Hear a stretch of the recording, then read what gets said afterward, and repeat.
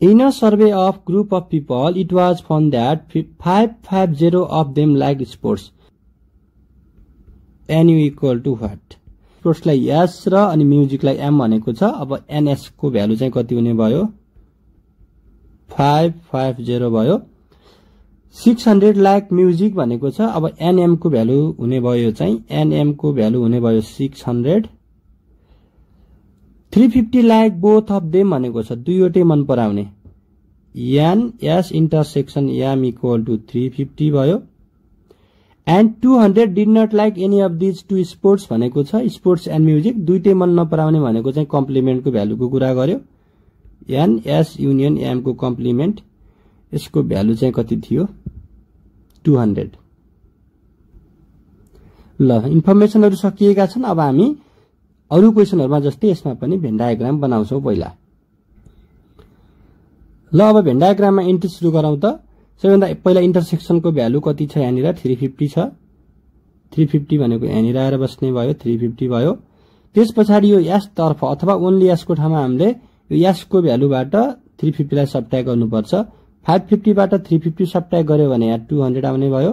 त्यस्तै M अथवा only M को ठाउँमा चाहिँ अब 600 बाट 350 सबट्र्याक्ट गर्दाखेरि कति हुन्छ? 250 हुने भयो र बाहिरपट्टि कति हुने भयो? 200 हुने भयो। फ्रम भेन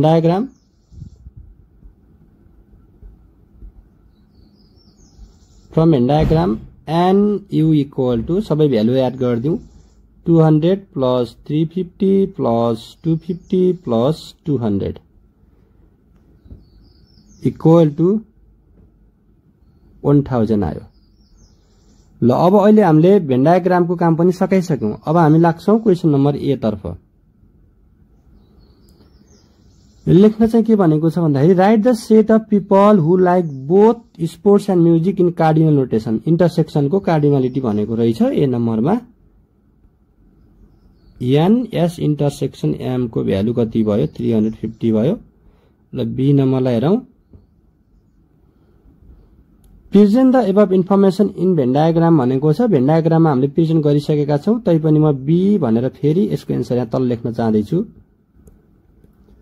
र B को सोलुसन पनि कम्प्लिट भयो। अब हामी C नम्बरलाई हेर्दै छौं। Find the total number of people who participated in the survey using van diagram भनेको छ, जुन हाम्रो सोलुसन आइसकेको नै छ। अब डाइरेक्ट हामीले एन्सर लेख्न सक्छौं। NU इक्वल टु 1000 भयो। र अब D नम्बरले के भनेको छ हेरौं। कम्पेयर भनेको छ। अब म रेशियो निकाल्न जाँदै छु। कम्पेयर केसको भन्दाखेरि the number of people who liked only sports and only music भनेको छ। ओन्ली स्पोर्ट्स र ओन्ली म्युजिक। सुरुमा ओन्ली स्पोर्ट्स लेखेको छ, त्यसपछि ओन्ली म्युजिक लेखेको छ। सुरुको माथि नै अनि पछाडिको तल यसरी डिभाइड गर्नु पर्यो। र अब भेन डायग्राम हेर, ओन्ली स्पोर्ट्स को भ्यालु 200 देख्छौं, ओन्ली म्युजिक को भ्यालु 250 छ। अब यसलाई हामीले रेशियोमा लेख्ने हो भने चाहिँ 00 कट भयो। त्यसपछि 5 4 जा 5 5 जा भनेपछि रेशियो कति आयो? 4:5 आयो। यसको सोलुसन पनि कम्प्लिट भयो। A sum of money amounts to RS 400 in 1 year and RS 441 in 2 years at the rate of semi annual compound interest भनेको छ। यहाँ दुईवटा कम्पाउन्ड एमाउन्टका भ्यालुहरू दिएको छ। एउटा 400 अर्को 441 भनेर दिएको छ। 400 चाहिँ 1 वर्षको कम्पाउन्ड एमाउन्ट हो, 441 चाहिँ 2 वर्षको हो। अनि कम्पाउन्ड एमाउन्ट भन्दा बित्तिकै फेरि कुन कन्डिसनमा दिएको हो भन्ने कुरा नि बुझ्नु पर्यो। इयरली हो, हाफ इयरली हो, क्वार्टरली हो, त्यो कुरा चाहिँ हामीलाई यहाँनिर भनिदिएको छ सेमी एनुअली को कन्डिसन दिएर। त्यसो भने म A नम्बरतिर लागिहाल्छु। A number write the formula to finding the semi annual compound amount भनेको छ। Compound amount semi annual equal to P 1 plus R by 200 को पावरमा के हुन्छ? 2T हुन्छ। र क्वेशन नम्बर B ले चाहिँ हामीलाई calculate the rate of semi annual compound interest भनेको छ। रेट मात्रै निकाल्न भनेको छ। तर पहिलो वर्षको एमाउन्ट र दोस्रो वर्षको एमाउन्ट दिएको यस्तो टाइपको क्वेशनमा जहिले पनि प्रिन्सिपल र रेट सँगसँगै निकाल्नु पर्ने हुन्छ हामीहरूले। यसले रेटलाई मात्र फोकस गरे तापनि हामीले प्रिन्सिपल पनि निकाल्नु पर्छ, किनकि सायद प्रिन्सिपल चाहिँ C नम्बरमा युज हुन्छ होला। अब त्यसो भने म यसको सोलुसनतिर लाग्दै छु। B नम्बरको सोलुसन अब कम्पाउन्ड एमाउन्टकै फर्मुला लेख्छु। यहाँ एनुअल्लीको कुरा गरेको छैन, हाफ इयरलीको कुरा गरेको छ। माथि एमा लेखेकै फर्मुला एप्लाई गर्नुपर्छ। अब दुईटा कम्पाउन्ड एमाउन्ट छन्। म पहिला 400 लेख्न जाँदैछु। कम्पाउन्ड एमाउन्टको ठाउँमा 400 आयो। प्रिन्सिपल थाहा छैन, 1 प्लस रेट पनि थाहा छैन, तर टाइम चाहिँ हामीलाई दिएको छ। त्यो 400 चाहिँ 1 वर्षको, पहिलो वर्षको 2 × 1 अथवा 2 × 1 भनेको कति भयो? 2 मात्रै भयो। यो चाहिँ हाम्रो पहिलो इक्वेसन भयो। त्यस्तै अर्को पनि कम्पाउन्ड एमाउन्ट दिएको छ। यही फर्मुलाको आधारमा म लेख्न जाँदैछु यहाँनिर। दोस्रो कम्पाउन्ड एमाउन्ट भनेको 441 हो। पी को पी नै भयो। 1 प्लस r/200 को त्यही नै छ, तर त्यो भनेको चाहिँ 2 वर्षको कम्पाउन्ड एमाउन्ट हो। तसर्थ 2 × t को ठाउँमा नि 2 राख्दाखेरि कति हुन आउँछ? यहाँनिर 4 हुन आउँछ। यसलाई मैले इक्वेसन सेकेन्ड माने। र यस्तो क्वेसन हामीले अगाडि मध्य प्रदेशको क्वेसन सल्भ गर्दा पनि गरिसकेका छौं। र त्यहाँ के गरेका थियौं भन्दाखेरि इक्वेसन सेकेन्डलाई इक्वेसन आईले डिभाइड गरेका थियौं। र गर्नुपर्ने यहाँ पनि त्यही नै हो। Dividing equation double I by equation I. Double आईलाई आईले डिभाइड गर्ने भनेपछि म पहिला डबल आई को भ्यालु सबै सार्दिन्छु। Equal to P 1 plus r/200 को होल पावर 4। डिभाइड गर्ने भनेपछि लेफ्ट साइडकोलाई लेफ्ट साइडकोले डिभाइड गर्नुपर्छ, राइट साइडकोलाई फेरि राइट साइडकोले नै डिभाइड गर्ने हो। जिगज्याग गर्नु चाहिँ पाइँदैन। 2 भयो। और अब 441/400 छ। यो भनेको 441 भनेको 21 को स्क्वायर हो, 400 भनेको 20 को स्क्वायर हो। तसर्थ एकैचोटि 21/20 को होल स्क्वायर भनेर लेख्न सक्छौं। उतापट्टि हेर्ने हो भने पीपी क्यान्सल भयो। त्यसपछि 1 प्लस r/200 न्युमेरेटरमा 4 वटा छन्, डिनोमिनेटरमा 2 टा छन्। दुईटा क्यान्सल भएपछि 2 टा चाहिँ बाँकी नै हुने भयो। 1 प्लस r/200 को पावर 2 चाहिँ बाँकी नै हुने भयो। अर्कोतर्फ फेरि इन्डिसिसको रुल लगायो भने पावर हेर्दाखेरि सेम छ। पावर सेम छ भने त्यो पावर पनि के हुन्छ? क्यान्सल हुन्छ। क्यान्सल भइसके पछाडि अब लेख्नुपर्छ हामीले 21/20 उताको 1 यता आउँदा -1 इक्वल टु r/200। यसलाई यतापट्टि सिम्प्लिफाई गरौँ। 21 - 20 का मुनि 20 इक्वल टु r/200 भयो। Or 1/20 equal to r/200। Therefore r equal to कति आयो? 10% आयो। अब r को भ्यालु मात्रै निकाल्न भनेको छ b ले। b को लागि त एन्सर आइसकेको छ, तर प्रिन्सिपल पनि हामीले निकाल्नु पर्ने हुन्छ। प्रिन्सिपल निकाल्नको लागि मैले r को भ्यालु इक्वेसन आई मा लगाएर राख्न जाँदैछु। 400 इक्वल टु p हेरौं माथि 1 प्लस r/200 1 प्लस r को ठाउँमा 10 लेख्दा हुन्छ अब 200 र पावरमा हाम्रो माथि 2 थियो। और 400 इक्वल टु p भनेको 210/200 को स्क्वायर भयो। और 400 इक्वल टु p यसलाई सिम्प्लिफाई गर्दाखेरि 1.1025 आउँछ। और 400 को मुनि आउने भयो 1.1025 उतापट्टि p छ। र डिभाइड गर्दाखेरि यसको एन्सर आउँछ RS 362.81। अब यो प्रिन्सिपल निकाल्दा हामीलाई यस्तो एन्सर आयो भने कतै मेरो एन्सर बिग्रियो कि भन्ने कन्फ्युजन नि हुन सक्छ। तसर्थ कन्फिडेन्ट भएर लेख्नुपर्छ कि म्याक्सिमम हाम्रा एन्सरहरू डेसिमलमा नै आउने गर्छन् भन्ने दिमागमा राखौं र त्यही अनुसार नै सोलुसन अगाडि बढाउनु पर्छ। हेर्दाखेरि हामीले एन्सर खोज्छौं 400 500 जस्तो होल नम्बर खोज्छौं भने यहाँ चाहिँ आइदिएको छ डेसिमल। तसर्थ कन्फ्युजन चाहिँ हुनु भएन। र अब क्वेशनले प्रिन्सिपलको भ्यालु निकाल्न नभने पनि मैले निकाले। किन निकाल्ने भन्ने कुरा चाहिँ सी नम्बरको लागि हो। ल हेरौं सी नम्बरमा। Calculate the annually compound interest in 3 years of the same principal at the same rate of interest भनेको छ। यहाँ के क्याल्कुलेट गर्न भनेको छ भन्दाखेरि सीआई एनुअली को सीआई निकाल्न भनेको छ है त। ल म सी नम्बरको लागि सोलुसन सुरु गर्छु। C number CI annually.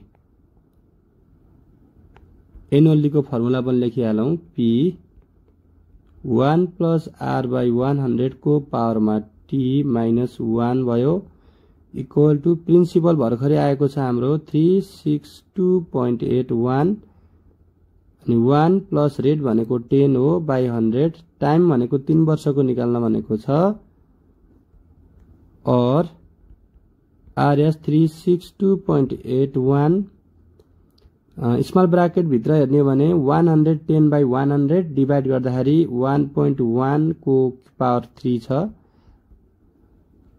Equal to RS 362.81 1.1 को क्यूब भनेको 1.331 माइनस 1 बाँकी भयो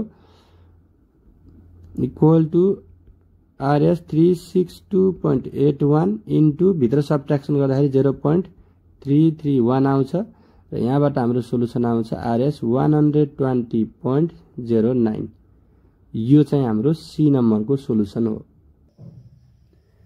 the cost of a land is RS 50 lakhs and the cost of a house is RS 80 lakhs यसम्म ठीक छ The cost of a land increases by 10%. Land को price चाहिँ increase हुन्छ 10% ले भनेको छ त्यसपछि cost of a house को cost चाहिँ डिक्रिज हुन्छ 20% ले भनेर क्वेशनले भनिदिएको छ र यसले हामीलाई मागेको छ Write the formula to find the price PT after 2 years if its initial price is P and the rate of compound depreciation is R% भनेको छ ल ए नम्बरमा डिप्रिसिएसन को फर्मुला लेख्नु पर्ने भयो PT equal to P 1 minus R by 100 को power में T ए नंबर को सोल्युसन पछि अब बी नंबर तिर लाग्छौं बी ले के भनेको छ What is the cost of house after 2 years भनेको छ 2 वर्ष पछाडीको घरको प्राइस निकाल्न भनेको छ र माथि घरको प्राइसलाई चाहिँ हामीलाई हरेक वर्ष डिक्रिज हुन्छ भनेर लेखेको छ क्वेशनले राम्रोसित ध्यान दिएर पढौं त And the cost of a house is यहाँनिर भनेको छ house is decreases by 20% जबकि डिक्रिज भन्ने वर्ड देख्दा बित्तिकै हाम्रो फर्मुलामा माइनस हुनु पर्दछ यसको लागि we know that PT equal to P 1 minus R by 100 को पावर T भयो और अब हामीले त हाउस को क्याल्कुलेसन गर्दैछौं भनेपछि हाउस को इनिशियल प्राइस कति दिएको छ 80 लाख दिएको छ यसलाई लेख्नु पर्ने भयो अब जेरो कतिवटा छ 1 2 3 4 5 6 equal to RS 80 lakh 1 minus rate कति दिएको छ हाउस को 20% मा दिएको छ त्यो डिक्रिज भनेको हुनाले मैले माइनस लेखेको हुँ भनिसके 2 वर्ष पछाडीको भनेको हुनाले अब पावरमा 2 राख्नु पर्यो equal to RS 80 lakhs into यहाँनिरबाट 80 का मुनि 100 को स्क्वायर हुने भयो equal to RS 80 lakhs into 80 by 100 अथवा हामीले डेसिमलमा नलगिकिन 80 into 80 का मुनि 100 into 100 भनेर यसरी पनि हामीले क्याल्कुलेसन गर्न सक्छौं 4 zeros र यता माथिको 4 zeros क्यान्सल गरौं र बाँकी भ्यालु हामीले मल्टिप्लाई गर्दा कति आउँछ RS 5124 ल यो एन्सर चाहिँ हाम्रो बी को सोलुसन भइहाल्यो अब सी लाई हेरौं त how much profit or loss is made from selling the land and house after 3 years compare it भनेको छ अब सी नम्बरले चाहिँ 3 वर्ष पछाडी बेच्ने कुरा गरेको छ घरलाई पनि जमिनलाई पनि बेच्ने कुरा गरेको छ त्यो भन्दा बित्तिकै हामीले अब 3 वर्ष पछाडीको जमिनको पनि प्राइस पत्ता लगाउनु पर्यो घरको पनि प्राइस पत्ता लगाउनु पर्यो ल म अब सी को सोलुसन तिर लागे ल्यान्ड को क्याल्कुलेसन म यो साइडमा गर्छु र हाउस को क्याल्कुलेसन म यो साइडमा गर्छु क्वेशनले हामीलाई ल्यान्ड को प्राइस बढ्छ भनिसकेको हुनाले प्लस को फर्मुला लेख्नु पर्यो PT equal to P 1 plus R by 100 को पावर T हाउस को प्राइस घट्छ भनिसकेको छ PT equal to P 1 minus R by 100 को पावर T भयो इक्वल टु ल्यान्ड को इनिशियल भ्यालु भनेको कति दिएको थियो हामीलाई 50 लाख थियो यति भयो त्यसपछि 1 प्लस रेट चाहिँ कति दिएको थियो 10% दिएको थियो माथि क्वेशनमा हेर्न सक्छौं हामीले यहाँनिर दिएको छ यी 10% ल्यान्डको चाहिँ 10/100। अब 3 वर्ष पछाडिको निकाल्दैछौँ भनेपछि यहाँ 3 राख्नु पर्यो। त्यस्तै हाउसको पनि कुरा गरौँ। इनिसियल भ्यालु कति छ हाउसको? 80 लाख छ, यो आरएसमा हो। अनि रेट चाहिँ 20 छ, टाइम चाहिँ यसको पनि कति भयो? 3 भयो। अब यो 50 लाख पनि आरएस भयो। हुन त यो सिम्प्लिफाई गरेर लास्टमा आरएस लेखे पनि हुन्छ, इक्वल टु आरएस 50 लाख इन्टु 110/100 को पावरमा 3 भयो भने यो साइडमा हेर्दाखेरि आरएस 80 लाख इन्टु 100 बाट 20 सब्ट्र्याक्सन हुन्छ 80/100 को कति हुने भयो? क्यूब हुने भयो। अब म यसको डाइरेक्ट धेरै लामो बनाउँदिन सोलुसन, भाइ बहिनीले क्याल्कुलेटर युज गरेर गर्न सक्नुहुन्छ। यसको भ्यालु हुन आउँछ 6655,000 6655,000 भने यतापट्टिको साइडमा भ्यालु हुन आउँछ 409600। ल यो चाहिँ 3 वर्ष पछाडिको जमिनको प्राइस भयो, यो चाहिँ 3 वर्ष पछाडिको घरको प्राइस भयो। अब यी दुईटैलाई 3 वर्ष पछाडि बेच्ने भनेको छ। अब बेच्ने भनिसके पछाडि यिनी दुईटालाई टोटल गरौँ कति हात पर्दो रहेछ। टोटल प्राइस आफ्टर 3 इयर्स भनेर लेखौँ यहाँनिर। अब टोटल प्राइस आफ्टर 3 इयर्स, यो दुईटा भ्यालु हामीले एड गर्नुपर्ने हुन्छ। यो यसलाई र यसलाई हामीले एड गर्यो भने यसको फाइनल एन्सर आउँछ आरएस 10751,000 आउँछ। त्यस पछाडि हाम्रो इन्भेस्टमेन्ट कति थियो त? हाम्रो यो लगानी भनेको चाहिँ सुरुको प्राइस हुने भयो। सुरुमा त कति छ प्राइस? ल्यान्डको चाहिँ 50 लाख छ, अनि त्यसपछि हाउसको चाहिँ 80 लाख छ भनेपछि सुरुकोलाई पनि टोटल गरौँ, हाम्रो इन्भेस्टमेन्ट कति रहेछ त्यो थाहा हुन्छ। त्यसलाई हामीले भन्छौँ इनिशियल टोटल प्राइस भनेर लेखौँ। इनिशियल टोटल प्राइस, इनिशियलमा चाहिँ हामीले 50 लाख र 80 लाखलाई एड गर्यो भने हाम्रो एन्सर हुन आउँछ 1,30,00,000। ल हामीले अहिलेसम्म चाहिँ 3 वर्ष पछाडि बेच्ने हो भने यतिमा बेच्नु पर्ने भयो भन्ने कुरा थाहा पाउँछौँ। भने 3 वर्ष अगाडि हामीले किन्दा अथवा लगानी गर्दा कतिमा लगानी गरेका थियौँ? यतिमा लगानी गरेका थियौँ भन्ने कुरा चाहिँ बुझियो। अब क्वेसनले फेरि के भनेको छ लास्टमा त्यो हेर्नु पर्यो। How much profit or loss is made from selling the land and house after. 3 वर्ष पछाडि यदि हामीले ल्यान्ड र हाउसलाई बेच्यौँ भने हामीलाई नाफा हुन्छ कि घाटा हुन्छ भनेर सोधेको रहेछ। अब त्यो कुरा चाहिँ हामीले दुईटा भ्यालुलाई कम्पेयर गरौँ। माथि चाहिँ 1,07,51,000 छ, तल चाहिँ 1,30,00,000 भनेपछि लगानी चाहिँ 1,30,00,000 को रहेछ। बेच्दाखेरि चाहिँ 1,07,00,000 पर्यो भन्दा बित्तिकै हामीलाई के देखियो? लस देखियो। अब कति लस भन्ने कुराको लागि चाहिँ हामीले दुईटा भ्यालुलाई सबट्र्याक्सन गर्नुपर्ने भयो। Therefore loss equal to RS 13 minus RS यति हुने भयो। र यसको फाइनल एन्सर चाहिँ आरएस 224,900,000।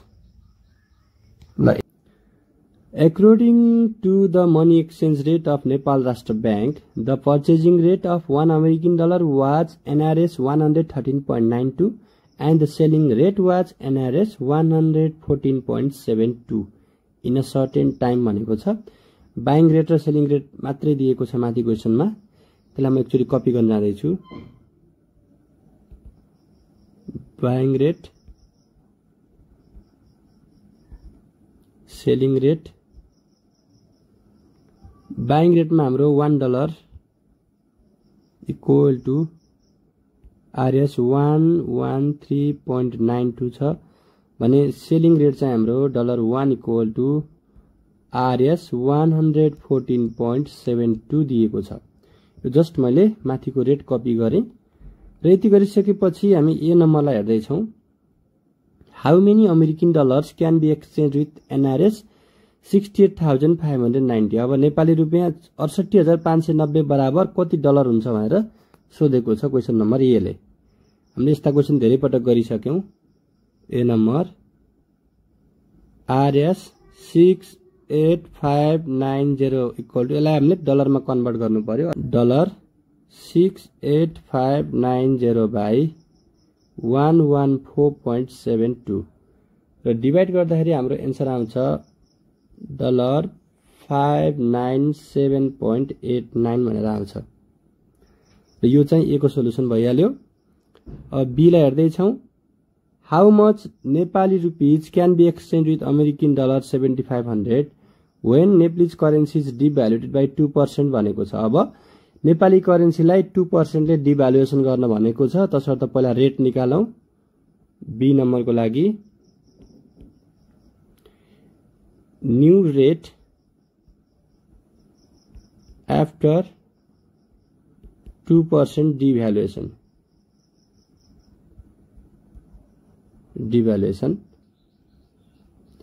नयाँ रेट त निकाल्ने, बैंक रेट निकाल्न जाँदैछु। त्यो भनेको चाहिँ $1 इक्वल टु RS 113.92। अब डिभ्यालुएसन भन्दादेखि प्लस गर्नु पर्यो। 2% अफ RS 113.92 भयो। और $1 इक्वल टु यो सबै एकैचोटि हामीले सिम्प्लिफाई गरी हेर्यो भने RS 116.178 हुन आउँछ। ल यो चाहिँ हाम्रो डिभ्यालुएसन पछाडिको नयाँ रेट भयो। अब यो नयाँ रेट निकालिसकेपछि के गर्ने त भन्दाखेरि $7500 लाई अब नेपालीमा कन्भर्ट गर्नु पर्यो। कति हुन्छ भनेर नाउ $7500 इक्वल टु पक्कै पनि धेरै हुन्छ, धेरै निकाल्न मल्टिप्लाई गर्नुपर्छ इन्टु 7500 इक्वल टु यसको एन्सर हुन आउँछ RS 871488। ल यो एन्सर चाहिँ हाम्रो बी को सोलुसन भयो। सी ले के भनेको छ त if the Nepalese currency had revalued by 2%। अब यहाँ डिभ्यालुएसनको ठाउँमा चाहिँ 2% रिभ्यालुएसन भइदिएको भयो भनेर सुरु गरेको छ क्वेशनले। तसर्थ म यसको लागि पनि अब नयाँ रेट निकाल्नु पर्ने हुन्छ। अगाडि मैले डिभ्यालुएसन भन्दा यहाँ प्लस गरे, अब रिभ्यालुएसन भन्दा मैले त्यही ठाउँमा के गर्नुपर्ने हुन्छ, माइनस गर्नुपर्ने हुन्छ। अब ल सी नम्बरमा फेरि new rate after 2% revaluation in NPR। Revaluation भनेको नेपाली करेन्सीमा भनेको छ। यस पछाडि यसमा पनि अगाडिको रेटलाई नै लेख्नु पर्यो। $1 इक्वल टु कति थियो हामीले माथि हेर्न सक्छौं 113.92 थियो। 113.92 हाम्रो माथिको रेट हेर्न सक्छौं 92 नै हो। अब माइनस गर्नु पर्यो 2% अफ 113.92। अब यो सबै भ्यालु यो सबै RS मा छ। Or $1 equal to RS 113.92 minus RS कति हुन आउँछ यसको 2.2784 हुन आउँछ। देयरफोर $1 इक्वल टु यसलाई सिम्प्लिफाई गरी हेर्दाखेरि हाम्रो एन्सर आउँछ RS 111.6416 हुन आउँछ। यो चाहिँ रिभ्यालुएसन पछाडिको रेट भयो। अब यो रेट अनुसार हामीले अब $7500 लाई नेपालीमा कन्भर्ट गर्नुपर्ने हुन्छ क्वेशन अनुसार। $7500 equal to RS 111.6416 into 7500 equal to RS हुन आउँछ हाम्रो 837312। ल अब क्वेशन नम्बर सी ले चाहिँ यो दुईटा भ्यालुलाई कम्पेयर गर्न लगाएको छ हामीलाई। यो बी नम्बरमा चाहिँ डिभ्यालुएसन हुँदाखेरि यति आएको थियो $7500 बराबर। सी नम्बरमा चाहिँ रिभ्यालुएसन हुँदाखेरि चाहिँ यति आयो अहिले भर्खरै। अब यिनै दुईटा भ्यालुलाई कम्पेयर गर्न भनेको छ। रिभ्यालुएसन पछाडिको चाहिँ डिभ्यालुएसनको सँग धेरै हुन्छ कि थोरै हुन्छ भनेर सोधेको छ। अब एकचोटि हामीले दुईटालाई सँगै राखेर हेर्ने भने अगाडिको चाहिँ ओन्स, टेन्स, 100, 1000, 10,000 लाख 8,71,488 छ अघिल्लो डिभ्यालुएसनमा। रिभ्यालुएसनमा चाहिँ 8,37,312 छ। भन्दा बित्तिकै हामीले रिभ्यालुएसनको भ्यालु चाहिँ थोरै भएको पाउँदछौं र कतिले थोरै भयो त्यो कुरा हामीले लेख्नु पर्यो। Now difference equal to RS कति छ पहिलोको भ्यालु 871488 871488 माइनस रिभ्यालुएसन पछाडिको भ्यालु छ 837312 इक्वल टु आरएस सबट्र्याक्सनबाट हामीले पाउँछौं 34176 भन्छौं। यति रकम चाहिँ डिभ्यालुएसन भन्दा रिभ्यालुएसनको लेस हुन्छ अथवा थोरै हुन्छ भनेर हामीले एन्सर लेख्न सक्छौं। A square base pyramid has its length upper side of a base 10 meter and height 12 meter भनेर दुईटा भ्यालुहरु यहाँ दिएको पाउँछौं। एउटा चाहिँ पिरामिडको बेस साइडको लेन्थ भनेको छ, बेस साइडको लेन्थ कति दिएको छ 10 दिएको छ, यहाँनिर चाहिँ 10 राख्नु पर्यो। यो 10 भन्दा बित्तिकै यो फेरि 5 भयो, यो पनि बुझिहाल्नु पर्यो।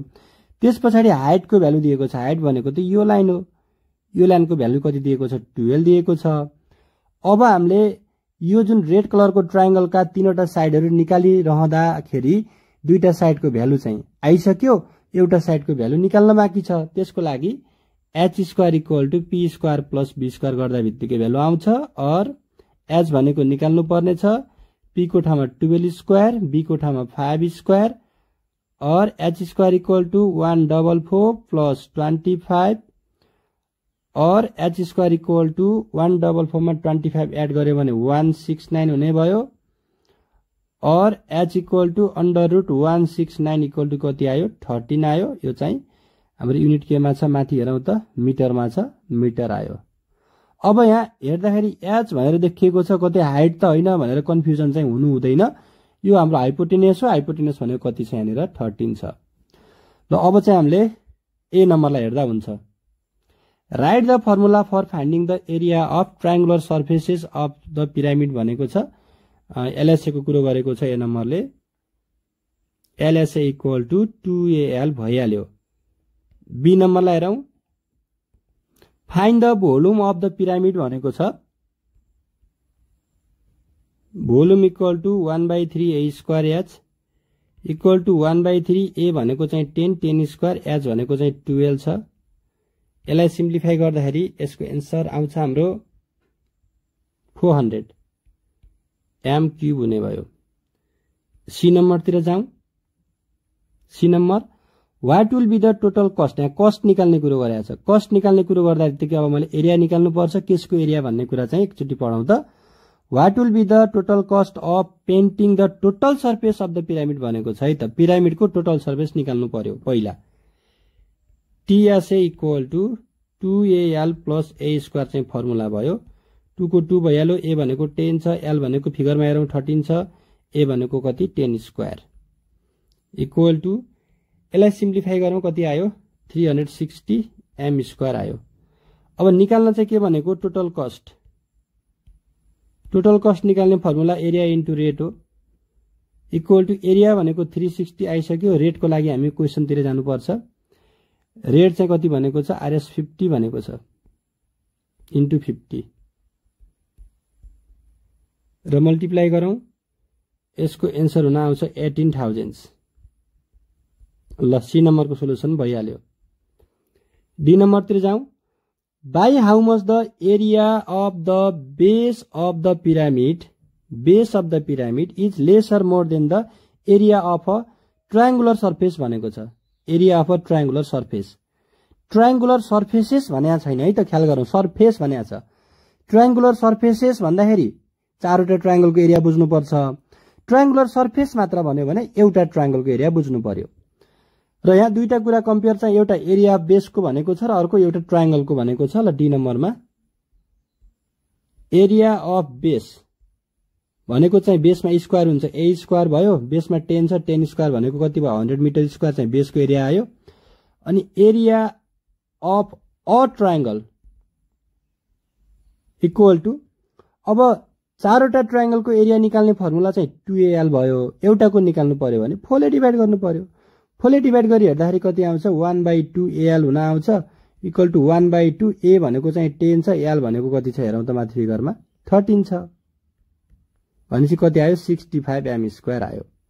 र क्वेसनले खासमा चाहिँ मागेको चाहिँ के छ भन्दाखेरि एरिया अफ बेस चाहिँ ट्रायंगुलर सर्फेस भन्दा धेरै छ कि कम छ भनेर सोधेको छ। हामीले देखिसक्यौं एरिया अफ बेस चाहिँ धेरै छ, यसको भ्यालु 100 आयो, यसको भ्यालु कति आयो 65 आयो। कतिले धेरै छ भन्दाखेरि 35 ले धेरै छ। Therefore area of base is greater than area of triangle by कतिले बढी छ 35 m² ले बढी छ।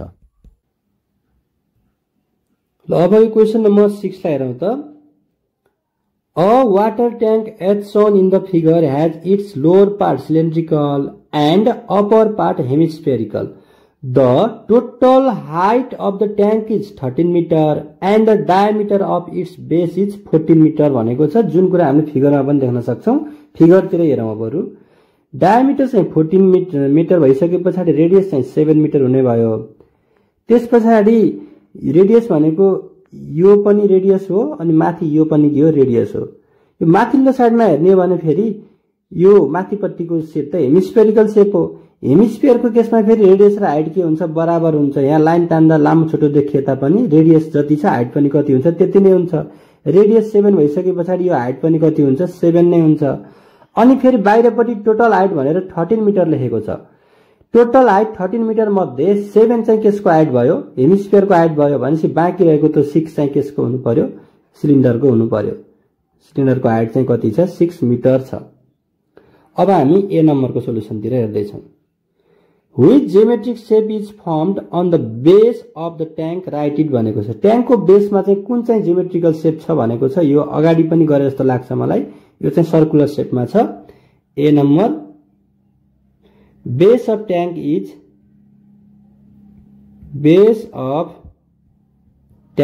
is in circular shape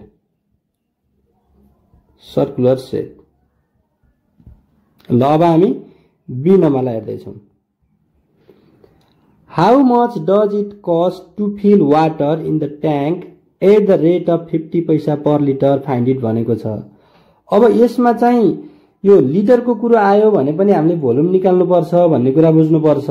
तसर्थ म सबैभन्दा पहिला यो कम्बाइन्ड सोलिडको भोल्युम निकाल्नतिर लाग्दै छु। भोल्युम अफ सोलिड अथवा भोल्युम अफ ट्याङ्क भन्दा नि हुन्छ। म भोल्युम अफ सोलिड भनेर लेखे। Volume of solid equal to चाहिँ हामीलाई थाहा छ दुईवटा फिगर कम्बाइन भएर बनेको सोलिड हो। Volume of hemisphere plus volume of cylinder. हेमिस्फियरको भोल्युमको फर्मुला चाहिँ 2/3 पाई आर क्यूब हुन आउँछ भने सिलिन्डरको भोल्युम भनेको पाई आर स्क्वायर एच। यसपछि मैले फेरि यसमा पनि कमन नै ल्याउँछु। पाई आर स्क्वायर कमन ल्याइदिए भने के हुन्छ भित्र हेरौं त 2r का मुनि 3 प्लस h हुन आउँछ अथवा डाइरेक्ट भ्यालु पुट गर्न सक्छौं। मैले घरिघरि भनिराखेको छु यो कुरा चाहिँ 22/7 इन्टु रेडियस भनेको 7 छ। यहाँ स्क्वायर भएको हुनाले दुई चोटी 7 लेख्दा हुने भयो। स्मल ब्राकेट भित्र हेरौं 2 इन्टु r को ठाउँमा 7/3 प्लस h भनेको कति छ। h भनेको सिलिन्डरको हाइट 6 छ। 7 क्यान्सल भइहाल्यो। यता बाहिरपट्टि हाम्रो भ्यालु आउँछ 154 भने भित्रपट्टि सिम्प्लिफाई गर्यो भने 14 का मुनि 3 प्लस 6 हुन आउँछ इक्वल टु यसलाई फर्दर हेरौं 154 स्मल ब्राकेट भित्र सिम्प्लिफाई गर्दाखेरि चाहिँ 32 का मुनि 3 हुन आउँछ र यो कम्प्लिट भ्यालुलाई हामीले क्याल्कुलेटरमा टाइप गरेर हेर्यो भने 1642.67 हुन आउँछ। यो चाहिँ हाम्रो केमा दिएको छ मिटरमा दिएको छ भनेपछि भोल्युम केमा लेख्नु पर्यो अब m क्यूब भनेर लेख्नु पर्यो। ल यसले डाइरेक्ट चाहिँ कति कस्ट नै निकाल्न भनेको छ टोटल कस्ट। यो ट्याङ्की भरि पानी भर्दाखेरि चाहिँ 1 लिटरको चाहिँ यहाँ लेखिदिएको छ रेट हामीलाई। 1 लिटरको रेट चाहिँ कति छ 50 पैसा छ भनेपछि यसमा जम्मा कति लिटर अटाउँछ अनि त्यति लिटरको चाहिँ टोटल खर्च कति लाग्छ भनेर सोधेको खासमा क्वेशनले। अब भोल्युम निकालिसकेपछि यो भोल्युमलाई m क्यूबमा आएको बेलामा हामीले डाइरेक्ट 1000 ले मल्टिप्लाई गर्यो भने त्यो लिटरमा गएर बस्छ इक्वल टु 1642.67 इन्टु 1000 लिटर भनेर लेख्न सक्छौं। इक्वल टु चाहिँ हाम्रो कति आउने भयो 1642670 यति लिटर चाहिँ अब ट्याङ्कीमा अटाउने भयो। अब खासमा निकाल्नु पर्ने चाहिँ अब टोटल कस्ट अथवा रिक्वायर्ड एमाउन्ट चाहिँ भनेर लेख्दा नि हुन्छ टोटल कस्ट। अब टोटल कस्ट भनेपछि अब यति लिटर बराबर कति खर्च हुन्छ भनेर निकाल्नु पर्यो हामीले।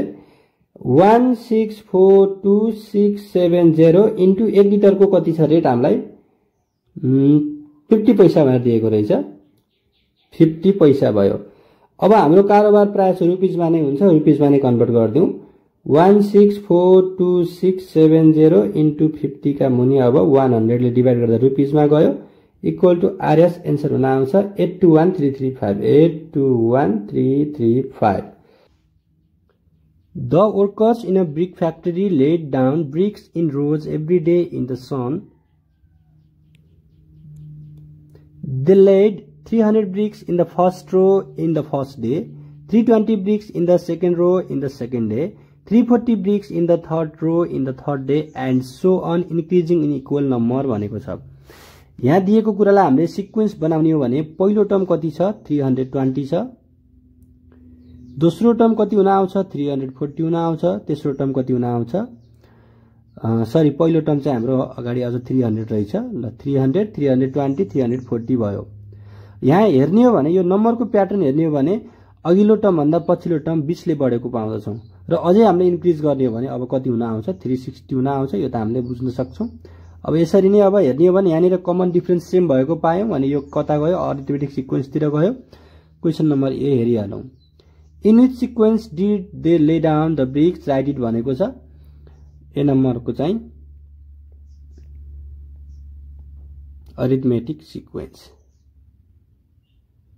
यो एन्सर भयो। अब मेन कुरा अब हाम्रो सायद बी नम्बरमा अलि लामो हुन सक्छ। B number how many total bricks will they lay down within 15 days find it भनेको छ। 15 दिनसम्म जम्मा जम्मी अब कतिवटा इट्टा बिछाउँछन् भनेको छ। 15 दिनसम्मका सबै इटाहरूलाई अब के गर्नुपर्छ हामीले सम गर्नुपर्छ अथवा S15 इक्वल टु वाट भनेर हामीलाई क्वेशनले सोधेको हो। We know that Sn equal to n/2 2a plus n-1d भयो इक्वल टु अथवा और S यो n को ठाउँमा म 15 राखे यो n मा पनि 15 राख्नु पर्यो। 2a भनेको चाहिँ 300 छ अनि n को ठाउँमा चाहिँ 15 राख्नु पर्यो। 15 - 1 d भनेको कति देख्न सक्छौं हामीले यहाँबाट हेर्न सक्छौं d भनेको चाहिँ 20 छ यहाँ 20 लेख्न पायौं इक्वल टु 15/2 ब्र्याकेट भित्र हेर्यौं भने चाहिँ यता 600 हुने भयो अनि 15 - 1 14 14 इन्टु 20 भनेपछि 280 भयो इक्वल टु 15/2 इन्टु 880 यसलाई सिम्प्लिफाई गर्दा आउँछ 6600। ल 15 दिनसम्म जम्मा जम्मी 6600 एउटा इट्टा बिछाउन सक्दा रहेछन् भन्ने कुरा चाहिँ हामी बी नम्बरबाट बुझ्दछौं। ल अब सी नम्बरलाई हेरौं त। Compare the number of bricks let down till the 5th rows and till the 2nd rows. यसले के भन्यो भन्दाखेरि सी नम्बरले म यहाँ लेखेर देखाउन जाँदैछु। सी नम्बरले चाहिँ 5 दिनसम्मको टोटल ब्रिकको संख्या अथवा S5 निकाल्न भनेको छ एउटा कुरा, अर्को चाहिँ S2 पनि निकाल्न भनेको छ अनि यी दुईटालाई कम्पेयर गर्न भनेको छ। कम्पेयर गर्न भन्दा बित्तिकै हामीले यसलाई रेशियोको फर्ममा लेख्न पर्छ नर्मल्ली भन्ने हामीलाई थाहा छ। त्यो भन्दा अगाडि हामीले निकाल्नु पर्ने हुन्छ अब S5 पनि निकाल्नु पर्यो S2 पनि निकाल्नु पर्यो। अब S आउँदा बित्तिकै Sn को फर्मुला सम्झनु पर्यो। Sn को फर्मुला के हो Sn equal to n/2 2a plus n-1d formula चाहिँ यो भइहाल्यो। अब म सुरुमा S5 निकाल्न जाँदैछु इक्वल टु अब यो n को ठाउँमा 5 गयो 5/2 अनि 2 इन्टु a भनेको 300 नै छ अनि प्लस n को ठाउँमा 5 5 - 1 4 भयो d भनेको त 20 नै हो अगाडिकै हो कुरा इक्वल टु 5/2 ब्र्याकेट भित्र 600 प्लस कति हुन्छ 80 हुन आउँछ इक्वल टु 5/2 इन्टु 680 गर्दाखेरि एन्सर कति आउँछ 1700 आउँछ एन्सर S5 को।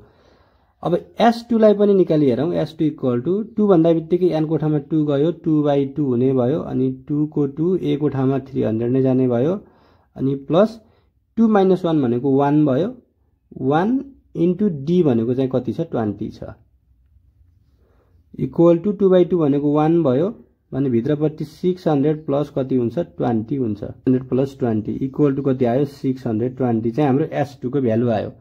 अब क्वेशनले हामीलाई के भनेको छ कम्पेयर भनेको छ। कम्पेयर भन्दा बित्तिकै डिभाइड गर्दै र रेशियोको फर्ममा लेख्दै सकिने हाल्यो। Now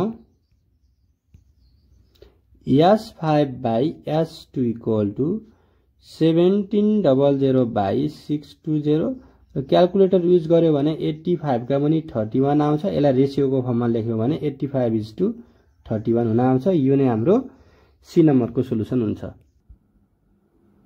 The sum of present ages of two brothers is 20 years. 4 years ago, the product of their ages in numbers was 48. ए नम्बरले सोधेको छ डिफाइन क्वाड्रेटिक इक्वेसन भनेर म त्यसको डिफिनेसन लेख्न जाँदैछु। A second degree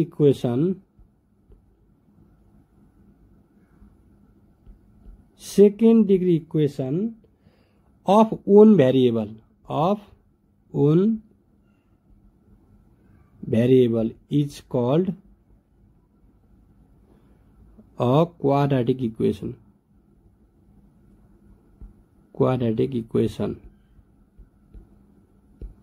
The B number हेरौँ अब find the quadratic equation formed from the given statement. माथि दिएको स्टेटमेन्टबाट क्वाड्रेटिक इक्वेसन मात्रै निकाल भनेको छ क्वेशनले। हामीलाई यसले सल्भ गरेर सोलुसन निकाल चाहिँ भनेको छैन यो बीले। त्यसको लागि हामी अब दाजु र भाइको एज को चाहिँ सम दिएको छ। हामीले तिनीहरुको एज चाहिँ अब लेट गर्नुपर्ने हुन्छ। सुरुमा let present age of brother भन्दा बित्तिकै एउटा जेठो र एउटा कान्छो भनेर लेखौं ल। इल्डर भनेर लेख्छु एउटालाई equal to x years present age of younger brother equal to y years।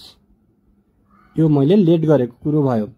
Late गरिसके पछाडी अब कन्डिसनमा एप्लाई गर्नुपर्ने भयो। सुरुमा के भनेको छ the sum of present ages of two brother is 20 भन्नुको अर्थ x plus y equal to कति हो 20 हो।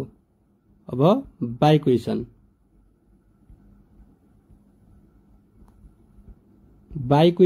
x plus y equal to कति हुन्छ 20 हुन्छ। ल यहाँबाट हामीले एउटा x को अथवा y को भ्यालु निकाल्न सक्छौं। मैले y को भ्यालु निकाल्न जाँदैछु। y इक्वल टु कति हुन्छ 20 माइनस x हुन्छ। अर्को पनि कन्डिसन छ हामीलाई क्वेशनले दिएको। त्यो के छ भन्दाखेरि 4 वर्ष अगाडिको कन्डिसन दिएको छ। अब 4 वर्ष अगाडि के भनेको छ भन्दाखेरि the product of their ages in numbers was 48 भन्न खोजेको चाहिँ 4 वर्ष अगाडि तिनीहरुको एज को प्रोडक्ट चाहिँ 48 थियो। अब हामी 4 वर्ष अगाडि फर्किनु पर्यो। अहिले इल्डर ब्रदरको एज कति छ x छ। 4 वर्ष अगाडि कति थियो x - 4 थियो। यंगरको कति छ अहिले y छ। 4 वर्ष अगाडि उ पनि कति थियो -4 थियो। अनि 4 वर्ष अगाडि तिनीहरुको एज को प्रोडक्ट चाहिँ कति थियो भनेर भनेको छ भन्दा क्वेशनले 48 भनेको छ। यसलाई इक्वेसन I मानेर यसलाई इक्वेसन डबल I भन्न नि सक्छौं। अब त्यो I बाट यो y को भ्यालु जुन देख्छौं 20 माइनस x त्यसलाई अब यो इक्वेसनमा सब्स्टिट्युट गरौँ त। और x - 4 त्यही नै भयो। त्यसपछि रह्यो y। यो y को ठाउँमा चाहिँ 20 माइनस x अनि -4 छ इक्वल टु कति छ 48। और x - 4 यसलाई सिम्प्लिफाई गर्दा 20 बाट 4 सब्ट्र्याक्ट गर्दा 16 माइनस x हुने भयो इक्वल टु 48। और अब मल्टिप्लाई गरौँ। x ले 16 लाई गर्दा 16x हुन्छ। x ले -x लाई गर्दा -x² भयो। -4 ले 16 लाई गर्दाखेरि चाहिँ -64 हुन्छ भने -4 ले -x लाई गर्दा +4x हुन आउँछ इक्वल टु 48। और यहाँनिर त्यो x² को अगाडि माइनस छ तसर्थ मैले यसलाई पोजिटिभ बनाए भने म आफूलाई सजिलो हुने हिसाबले म सबै भ्यालु अर्को साइडमा लैजाँदै छु। 48 भएतिर लैजाँदै छु। यसरी उता लाने हो भने यो -x² के हुन्छ +x² भइहाल्यो। यो 16x के हुन्छ -16x हुन्छ। अनि त्यसपछि यो 4x पनि के हुन्छ माइनस 4x हुन्छ यो माइनस 64 चाहिँ प्लस 64 हुने भयो अनि उताको 48 त उतै नै छ पोजिटिभमै छ इक्वल टु 0 और x स्क्वायर माइनस 20x अनि 64 प्लस 48 याद गर्दाखेरि कति हुन्छ 112 हुन्छ 112 इक्वल टु 0 हामीलाई क्वेशन नम्बर बी ले चाहिँ सल्भ गर भनेको छैन क्वाड्रेटिक इक्वेसन निकाल भनेको थियो क्वाड्रेटिक इक्वेसन भनेको यही नै हो यो चाहिँ हाम्रो बी नम्बरको सोलुसन भयो बी नम्बरले find the quadratic equation form from the given statement भनेको थियो एन्सर आइसक्यो सी ले के भनेको छ हेरौं त if possible find their present ages if not give reason भनेको छ अब प्रेजेन्ट एज पोसिबल छ भने निकाल पोसिबल छैन भने रिजन देऊ भनेको छ भनेपछि अब प्रेजेन्ट एज भनेको त हामीले त्यो x र y कै भ्यालु मानेका थियौ त्यही x र y को भ्यालु निकाल्नको लागि त फेरि यो x square minus 20x plus 112 लाई फ्याक्टराइज गर्नुपर्ने हुन्छ ल अब यसको फर्दर सोलुसन हेरौं सी नम्बरमा सी नम्बरको सोलुसनको लागि पनि मैले यसैलाई कपी गरे x square minus 20x plus 112 equal to 0 मैले अगाडि देखि नै भनेको छु मल्टिप्लाई गर्दा 112 र एड सबट्र्याक्ट गर्दा 20 आउने नम्बरहरु हामीले सिलेक्ट गर्न सक्नुपर्छ तर यो क्वेशनमा जति खोजे पनि त्यस्ता नम्बरहरु पाइदैन अब यतिकै पाइएन भनेर सोलुसन छोड्न त मिलेन तर यो यसको सोलुसन छैन है भनेर देखाउनको लागि हामीले अब एउटा फर्मुला एप्लाई गर्नुपर्ने हुन्छ त्यो भनेको x equal to minus b plus minus under root b square minus 4ac/2a अब यो जुन फर्मुला छ यो भनेको जब हामीलाई फ्याक्टराइज गर्न गाह्रो छ जस्तो लाग्छ असम्भव जस्तो लाग्छ भने हामीले यताबाट फ्याक्टराइज गरेर हामीले प्रुफ गर्दिनु पर्छ कि साच्चै नै यो फ्याक्टराइज गर्न असम्भव छ भन्ने कुरा त्यसको लागि म अब यो दिएको इक्वेसनलाई कम्पेयर गर्दै छु comparing it with ax square plus bx plus c सँग कम्पेयर गरौँ त कम्पेयर भन्नाले x स्क्वायर को भ्यालु यहाँ a छ x स्क्वायर को कोएफिसिएन्ट यहाँ a छ यहाँ x स्क्वायर को कोएफिसिएन्ट कति छ 1 छ तसर्थ a इक्वल टु 1 भनेर लेख्न जान्नु पर्यो यहाँ x को कोएफिसिएन्ट b छ माथि x को कोएफिसिएन्ट -20 छ त्यो भन्नुको अर्थ b इक्वल टु -20 भनेर बुझ्नु पर्यो यहाँ c को ठाउँमा 112 छ यसरी हामीले भ्यालु कम्पेयर गर्न सक्छौं त्यसपछि we know that x equal to minus b plus minus under root b square minus 4ac/2a भनेर हामीले अब यसमा हामीले भ्यालुहरु लगेर राखदिनु पर्ने हुन्छ माइनस को माइनस b को ठाउँमा कति छ -20 छ भनेपछि यो कति भयो जस्ट 20 भयो अथवा प्लस 20 भयो plus minus under root b square भनेको -20 को स्क्वायर भयो अनि माइनस 4 a को ठाउँमा 1 छ र c को ठाउँमा 112 छ होल बाइ 2 को 2 a भनेको 1 छ equal to 20 plus minus under root भित्र हेरौं त यो माइनस की स्क्वायर भनेको प्लस भएर हराउँछ 20 को 400 हुने भयो अनि माइनस 4 इन्टु 112 मल्टिप्लाई गर्दाखेरि कति आउँछ 448 आउँछ 448 by 2 equal to 20 plus minus under root 400 बाट 448 सबट्र्याक्ट गर्दा -48 आउँछ बाइ 2 आउँछ अब जब हामीले स्क्वायर रूट भित्र नेगेटिभ नम्बर पाउँछौं यसरी त्यति बेला हामीले यसको सल्भ गर्न सक्दैनौं अथवा सल्भ गर्न सक्दैनौं भन्नुको अर्थ यहाँबाट हामीले x को भ्यालु निकाल्न सक्दैनौं x को भ्यालु नआइसकेपछि y को भ्यालु पनि आउँदैन अथवा यो दुईटै भन्नुको अर्थ हामीले ब्रदर्सहरुको पर्सेन्टेज निकाल्न सक्दैनौं अब यसलाई हामीले ब्र्याकेटमा नो सोलुसन भनेर लेख्न सक्छौं तर हामीले कस्तो केसमा नो सोलुसन हुन्छ भन्दा यो जुन यहाँ भएको नम्बर छ यो नेगेटिभमा आयो भने चाहिँ नो सोलुसन हुन्छ र नो सोलुसन भइसकेपछि हामीले कुनै पनि भ्यालु निकाल्न सक्दैनौं तसर्थ अब क्वेशन एकचोटी हेरौं त क्वेशनले कस्तो खालको आन्सर मागेको छ if possible find their present age possible भएन प्रेजेन्ट एज निकाल्न सकेनौं इफ नट यदि छैन भने गिभ रिजन भनेको थियो रिजन भनेको चाहिँ हामीले यो सिम्प्लिफाई गरेर देखायौं यो नै हाम्रो के हो क्याल्कुलेसन सहितको रिजन भयो यस्तो भयो भने नो सोलुसन आउँछ therefore impossible to find their present ages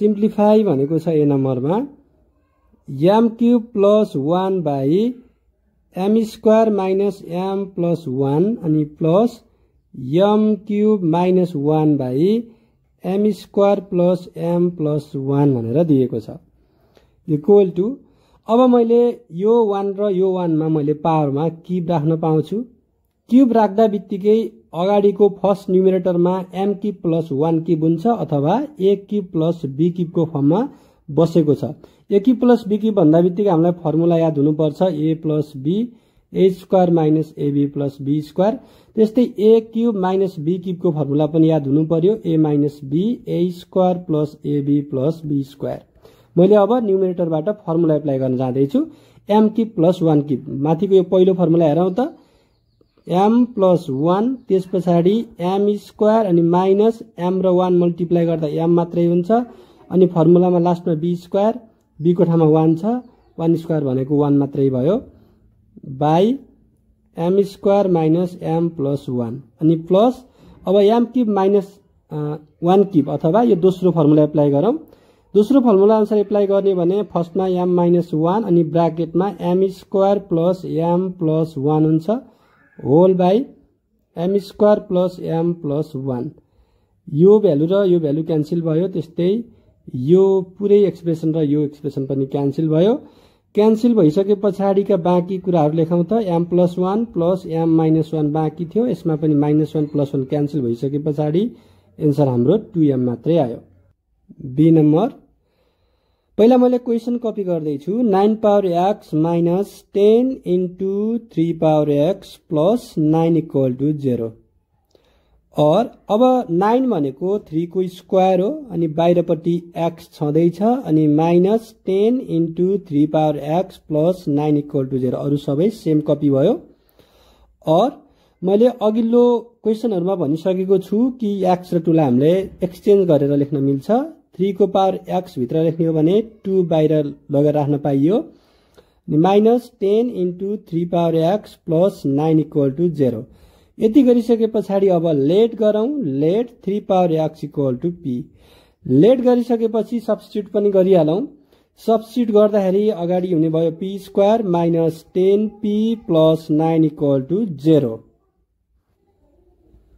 और p स्क्वायर माइनस अब 9 मल्टिप्लाई दुईटा नम्बर मल्टिप्लाई गर्दा 9 र ती दुईटा नम्बर जोड्दा अथवा सट्टा गर्दा 10 आउनु पर्छ ती नम्बरहरु भनेका 9 र 1 हुन् 10 को ठाउँमा मैले 9 प्लस 1 लेख्न सक्छु अनि p plus 9 equal to 0 or p square minus 9p minus p plus 9 equal to 0 त्यस पछाडि बाँकी सोलुसन यो साइडमा हेरौं त सुरुको दुईटा टर्मबाट p कमन निकाल्ने हो भने p माइनस 9 बाँकी रहन्छ अनि माइनस अन्तिम दुईटा टर्ममा हेर्दाखेरि कमन केही देख्दैनौ तर त्यस्तो केसमा हामीले 1 कमन छ भनेर लेख्नु पर्छ र बाँकी के रहन्छ p माइनस 9 रहन्छ इक्वल टु 0 और फेरि p माइनस 9 कमन आइसके पछाडि p माइनस 1 इक्वल टु 0 बाँकी रहन्छ अब हामीसित दुईटा कन्डिसन छ either p minus 9 equal to 0 or p minus 1 equal to 0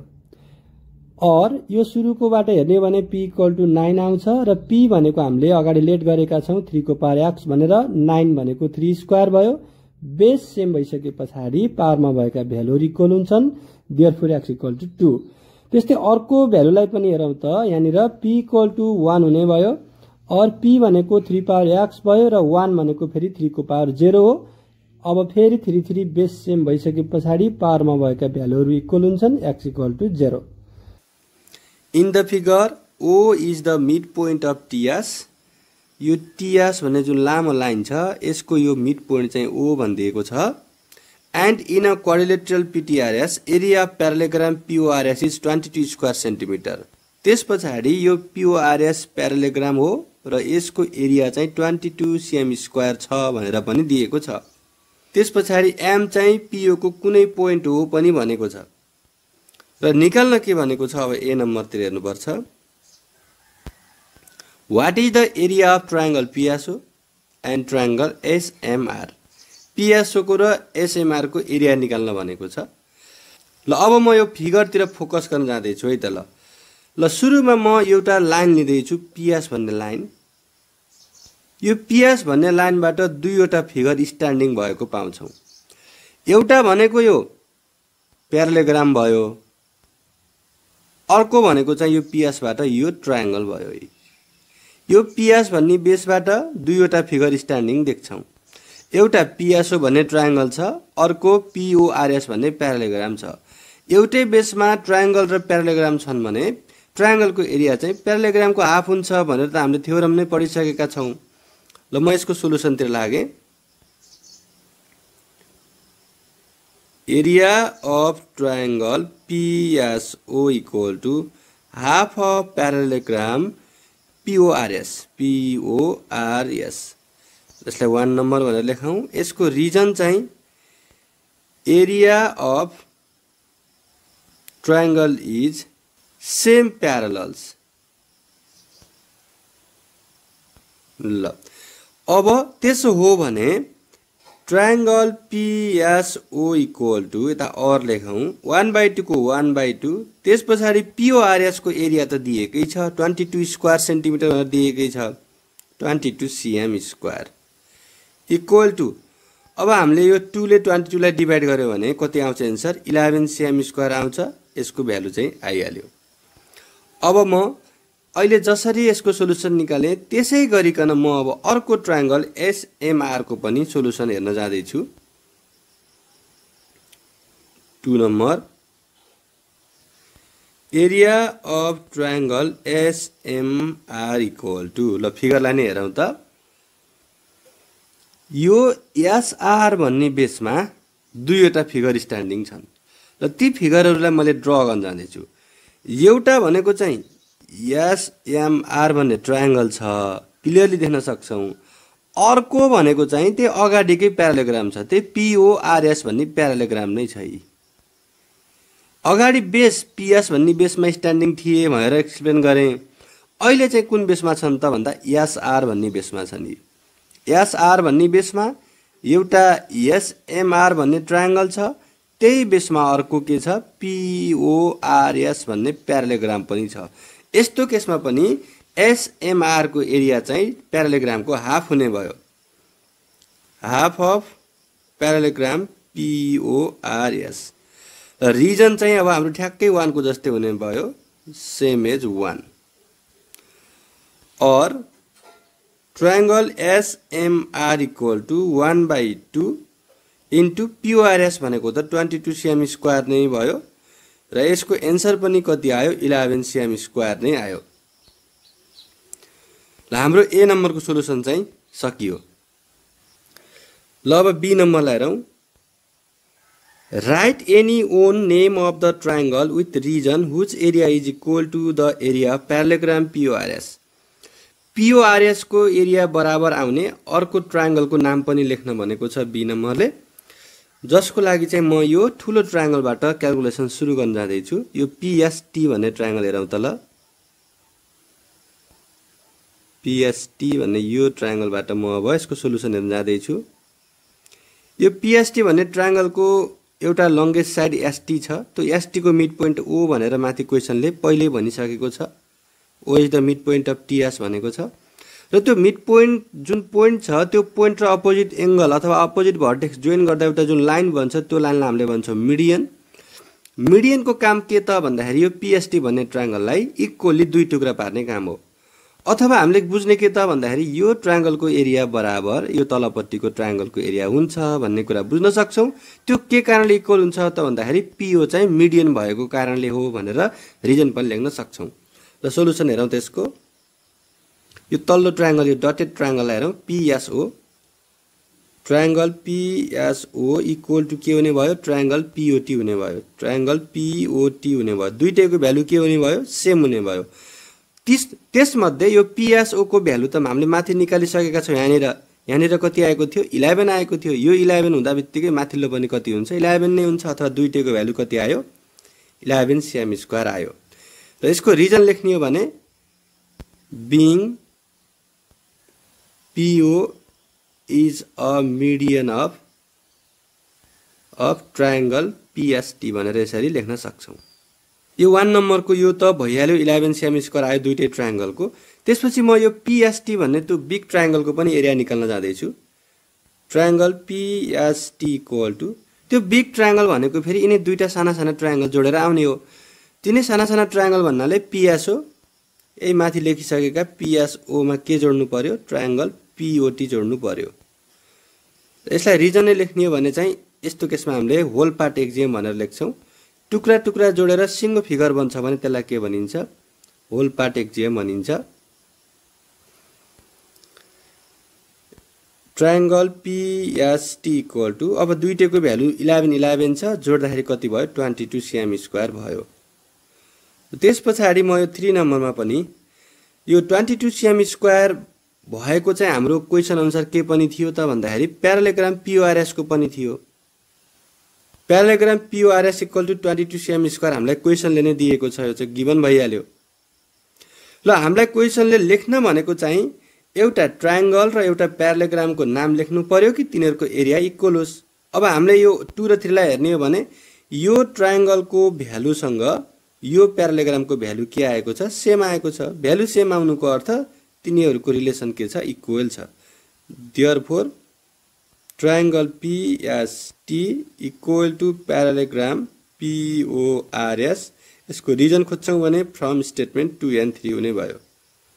from statements 2 and 3. In the given figure, x is any point within a parallelogram PQRS. यो PQRS भन्ने figure चाहिँ प्यारालेलोग्राम हो र त्यसको कहीं कतै एउटा पोइन्ट x छ भनेको छ। त्यो हामीले x लाई यहाँनिर देख्न सक्छौं।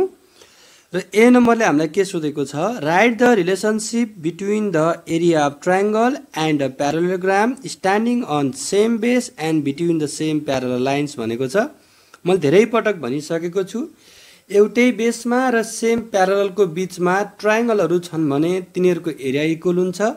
एउटै बेसमा र सेम प्यारलल लाइनहरुको बीचमा प्यारालेग्रामहरु भए पनि तिनीहरुको एरिया इक्वल हुन्छ। तर एउटै बेसमा र सेम प्यारलल लाइन बीचमा एउटा ट्रायंगल र एउटा प्यारालेग्राम छ भने ट्रायंगल चाहिँ प्यारालेग्रामको हाफ हुन्छ। त्यही एन्सर चाहिँ हामीलाई ए नम्बरले मागेको छ। ल म ए नम्बरको एन्सर लेख्न जाँदै छु। Area of triangle equal to half of area of parallelogram। ल यो ए नम्बरको सोलुसन भयो। अब बी नम्बरलाई हेरौं त are the areas of triangle PQX and triangle RSX always equal give reason भनेको छ। यहाँनिर क्वेशनले दुईवटा ट्रायंगलको नाम तोकेर के तिनीहरुको एरिया इक्वल हुन्छ भनेर सोधेको छ। त्यो हुन्छ कि हुन्न भनेर थाहा पाउनको लागि त तिनीहरुको एरिया नै निकालेर हेर्नु पर्यो। एरिया निकालेर हेरौं त्यसपछि हुन्छ कि हुन्न भन्ने कुरा पत्ता लगाइहालिन्छ। त्यसको लागि चाहिँ हामीलाई क्वेशनले भनेका ट्रायंगलहरु चिन्नु पर्यो। पहिला यहाँनिर PQX भन्ने यो ट्रायंगलको एरियाको कुरा गरेको छ र अर्को SRX भन्ने यो ट्रायंगलको एरिया कुरो गरेको छ। र यो आउटर फिगर चाहिँ प्यारालेलोग्रामको प्यारालेलोग्रामका अपोजिट साइडहरु के हुन्छन् इक्वल हुन्छन्। मानौ यसको लेन्थ 10 सेन्टिमिटर छ भने यसको नि कति हुनुपर्छ 10 सेन्टिमिटर हुनुपर्छ। र म एक्जाम्पल स्वरूप म एउटा PQX को एरिया निकाल्न जाँदै छु।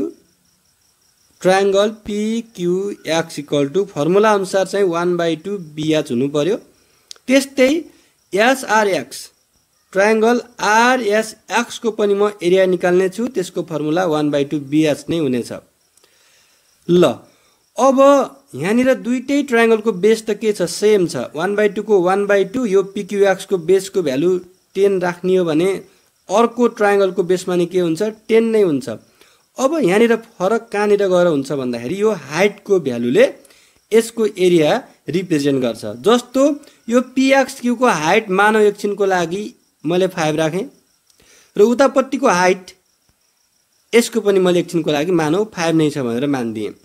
यदि यी दुईटाको हाइट सेम भएको बेलामा हेरौं यिनीहरुको एन्सर के आएको छ सेम आएको छ। एन्सर सेम आउनुको अर्थ चाहिँ यिनीहरुको एरिया के हो इक्वल हो।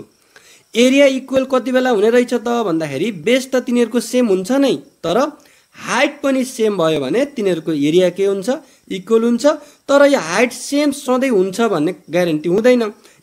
ल अब म थोरै हाइटलाई चेन्ज गर्न जाँदैछु। ल एउटा हाइट मैले 5 राखौँ, मानव अर्को ट्रायङ्गलको हाइट 6 सेन्टिमिटर हुन सक्छ। यस्तो केसमा हामीले एरिया निकाल्यो भने यसको ठाउँमा चाहिँ 5 नै हुने भयो, तर अर्को ठाउँमा कति हुन्छ, 6 हुन्छ र यसको एन्सर कति हुन आउँछ, 30 हुन आउँछ। यो दुईवटा इक्जाम्पलबाट हामीले के बुझ्छौँ भन्दाखेरि यी दुईवटा ट्रायङ्गलको एरिया इक्वल कति बेला हुँदो रहेछ त भन्दाखेरि तिनीहरूको हाइट इक्वल भएको बेलामा चाहिँ एरिया इक्वल हुन्छ। यदि तिनीहरूको हाइट इक्वल छैन भने त्यति बेला एरिया इक्वल हुँदैन भन्ने कुरा हामीले यो इक्जाम्पलबाट बुझ्दछौँ। अब कसरी लेख्ने त एन्सर भन्नेतिर लागौँ। No the area of triangle PQX and triangle RXX may not be always same, always equal, because it depends upon their heights.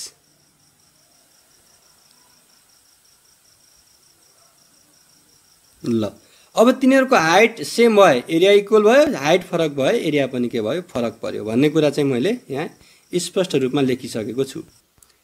In the figure O is the centre of the circle where angle RQT equal to 60 degree and PSR equal to X and POR equal to Y भनिदिएको छ। अब यो त information भइहाल्यो, हामी फिगरबाट पनि देख्न सक्छौँ। अब क्वेसनले के मागेको छ त्यतातिर लाग्नुपर्छ। ए नम्बरमा write the name of centre angle standing on the arc PQR. Arc PQR भनेपछि पिक्युआर भन्ने आर्कलाई हेरौँ त। पिक्युआर भनेको यो आर्कमा, यो आर्कबाट एउटा सेन्टर एङ्गल बनेको छ भनेर भनेको छ क्वेसनले। त्यो सेन्टर एङ्गलको नाम लेख्न भनेको छ। ल हेरौँ त, पिक्युआरका अन्तिमका पोइन्टहरू हेर्दा हुन्छ, एउटा पी भयो, अर्को के भयो, आर भयो। त्यहाँबाट सेन्टर भनेको यो ओमा कुन एङ्गल बनेको छ त, म लाइन ड्र गरिराखेको छु, पिओआर भन्ने एङ्गल बनेको छ, त्यही लेख्नुपर्ने भयो ए नम्बरमा। Angle POR is the centre angle standing on the arc PQR। अब यसपछि हामीले बी नम्बरलाई हेर्नुपर्छ। Find the value of x भनेको छ। यहाँ एक्स र वाई दुईटा लेटरहरू छन्, क्वेसनले चाहिँ एक्स को मात्रै भ्यालु निकाल्न भनेको छ। ल बी नम्बरको लागि हेरौँ, यो फिगरतिर हेरौँ है त। बी नम्बरको लागि चाहिँ मैले एउटा साइक्लिक क्वाड्रिलेटरल देखाउन जाँदैछु। पहिला PSRQ, यो जुन मैले डबल ड्र गरेको छु त्यो फिगर भनेको के हो, साइक्लिक क्वाड्रिलेटरल हो। किन यो साइक्लिक क्वाड्रिलेटरल हो भन्दाखेरि यो चारवटै भर्टिसेसहरूले सर्कम्फरेन्सलाई टच गरेका छन्। पीले यहाँ टच गरेको छ, एसले यहाँ टच गरेको छ, आरले यहाँ टच गर्यो, क्यूले यहाँ टच गर्यो। अब यसरी चारवटै भर्टेक्सहरूले सर्कम्फरेन्सलाई टच गरिसके पछाडि यो साइक्लिक क्वाड्रिलेटरल भयो। अनि साइक्लिक क्वाड्रिलेटरलको एक्सटेरियर एङ्गल चाहिँ के भयो, फेरि 60 भयो। यो 60 फेरि कुन एङ्गलसित इक्वल हुन्छ भन्दा यसैको भित्रपट्टि टाँसिएको एङ्गल भनेको यो डट लगाएको एङ्गल भयो। यसको अपोजिटमा चाहिँ कुन एङ्गल छ, एक्स भन्ने एङ्गल छ। भनेपछि यो बाहिरपट्टिको यो 60 चाहिँ भित्रपट्टिको अपोजिट एङ्गल एक्ससँग इक्वल हुन्छ।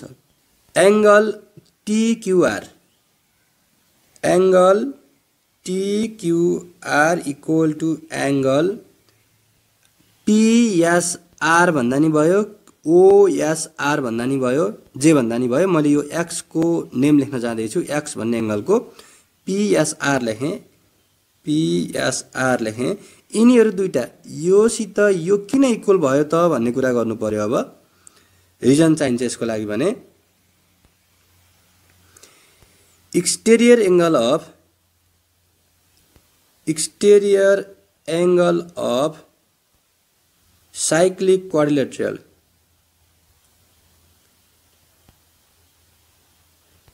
is equal to its opposite interior angle। अब यसको रिजन लेख्दा अलि लामो देखिए तापनि खासमा चाहिँ भन्न खोजेको चाहिँ यिनै दुईटा एंगलहरु इक्वल हुन्छन् भन्न खोजेको यसरी। त्यसो हो भने x को भ्यालु कति हुने भयो? अब डाइरेक्ट 60 हुने भयो। और अब TQR भनेको चाहिँ हामीलाई यहाँ 60 डिग्री दिएको छ, यहाँ 60 डिग्री राख्दियौ। अनि PSR त हामीलाई निकाल्न नै भनेको छ, अथवा PSR भनेको के लेख्न सक्छौं? हामीले x लेख्न सक्छौं। ल x को भ्यालु 60 डिग्री आइसक्यो, सोलुसन पनि सकियो। ल क्वेशन नम्बर सी मा के भनेको छ हेरौं त। Verify experimentally that opposite angles PQR and PSR of the cyclic quadrilateral PQRS are supplementary भनेको छ। यस्तै क्वेशन मैले अघिल्लो क्वेशनमा नै सल्भ गरिसकेको हुनाले यहाँ पनि मैले यसलाई स्किप गर्न जाँदै छु। अब यसभन्दा अगाडि मैले गण्डकी प्रदेशमा भाँचिएको रुखसँग सम्बन्धित क्वेशन सल्भ गरेको थिएँ। यो पनि त्यहीसँग सम्बन्धित भएको हुनाले त्यहाँ मैले जस्तो फिगर ड्रा गरेको थिएँ त्यस्तै फिगर मैले यो क्वेशनको लागि पनि कपी गर्दछु। त्यसपछि मात्र क्वेशन पढेर अनि फिगरमा सम्बन्धित भ्यालुहरु लेखौँला। ल फिगर मैले अगाडिको नै कपी गरिसकेँ। अब क्वेशनतिर हेरौं। When a tree is broken by the wind from somewhere without detaching and its top touches the ground making an angle of 60 degree भनेको छ। ग्राउन्ड सँग चाहिँ 60 डिग्री को एंगल बनाउने भनेर कुरो गर्यो। The length of broken part of the tree is 20 meter। तो भाँचिएको टुक्राको लेन्थ अहिले दिएको छ, यो 20 मिटर भएपछि यो पनि 20 मिटर नै हुने भयो। यसको नाम दिएको रहेनछु, ABCD भनेर यसको नामाकरण पनि भयो। त्यसपछि हामीलाई ए ले सोधेको छ define the angle of elevation भनेको छ। यो भिडियोको सुरुमा नै भइसकेको जानकारी गराएँ। र बी नम्बरलाई हेरौं। What is the distance between top and bottom of the tree after broken find it भनेको छ। यसले चाहिँ रुख भाँचिएको टुप्पो त्यो भनेको ए हो, ए को र अनि त्यो रुखको फेद बी लेन्थ कति छ निकाल्न लगाएको छ। ल अब म क्वेशन नम्बर बी लाई फोकस गरेर यसको सोलुसन निकाल्न तर्फ लाग्दछु। ल अब यो राइट एंगल ट्रायंगल एबीसी लाई हेरौं त। यहाँनिर चाहिँ 90 को अपोजिटमा भएको साइड हाइपोटेनस भयो। हाइपोटेनस भनेको एच नोटेसनमा एच को भ्यालु कति छ 20 छ। त्यस्तै 60 को अपोजिटमा भएको यो सीबी भन्ने साइड परपेन्डिकुलर भयो र तलपट्टिको साइड के भयो बेस भयो। ल बी नम्बर। अब बी नम्बरले चाहिँ हामीलाई निकाल्न भनेको चाहिँ यो बेस को भ्यालु एबी को भ्यालु, एबी को भ्यालु निकाल्न भनेको छ। भ्यालु चाहिँ केसको दिएको छ एच को दिएको छ भनेपछि बी र एच को रिलेसन लगाउनु पर्ने भयो। In triangle ABC, in triangle ABC B र एच को रिलेसन भनेको cos थीटा को हुने भयो। cos theta equal to B by H. Or cos theta को ठाउँमा 60 डिग्री छ, बी को ठाउँमा हामीले बी नै राखौं। निकाल्नु पर्ने त्यही हो। एच को ठाउँमा कति छ 20 मिटर छ।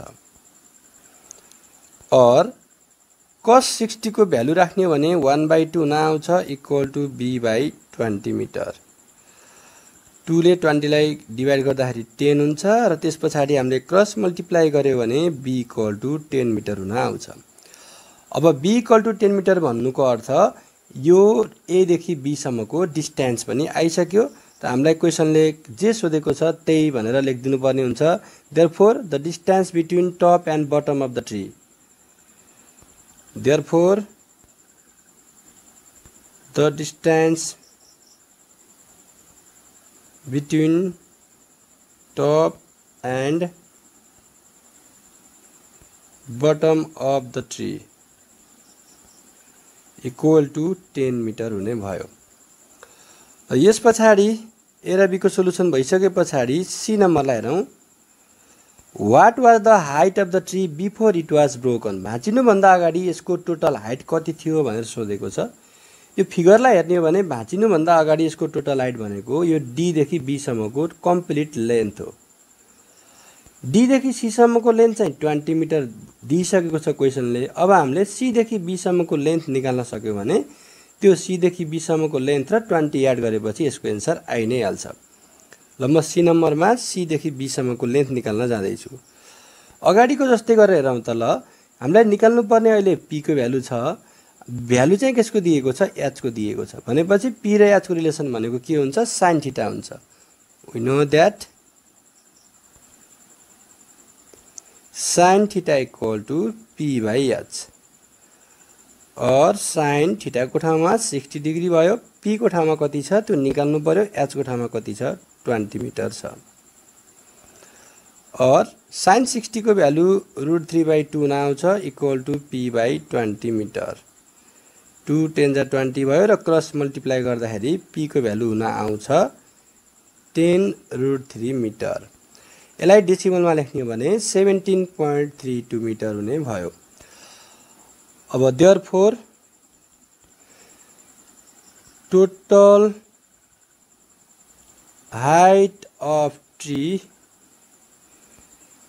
before it was broken, भाँचिनु भन्दा अगाडि कति थियो भन्दाखेरि यही अहिलेको आएको एन्सर 17.32 प्लस भाँचिएको भएको कति छ 20 मिटर 20, यी दुईटा भ्यालु जोड्यो भने यसको एन्सर पनि आयो र जोड्दाखेरि कति आउने भयो 37.32 मिटर आउने भयो। अब डी नम्बरलाई हेरौं।